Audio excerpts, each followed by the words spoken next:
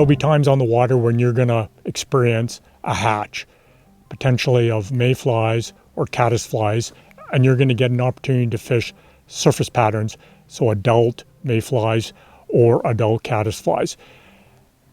Lines that are going to be ideal for that are the anadromous line, or if you've come across some really finicky feeding fish in calm water situations, then the infinity line with its less aggressive head is going to make for a more delicate presentation and help you catch fish.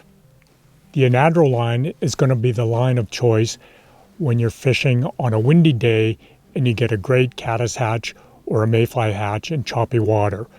Whereas the infinity line is going to be for those more delicate presentations when required in flat, calm, glassy water, surface feeding trout, sipping on calabatus, or sipping on small caddis, but in very calm water conditions. Two floating fly line tapers that are ideal for fishing dry flies on still waters are both the Infinity and the Anadromous. The Infinity comes in at a half weight line size heavy, the Anadromous at 1.5 line sizes heavy. Both of these lines are available in both the Amplitude and Amplitude Smooth series.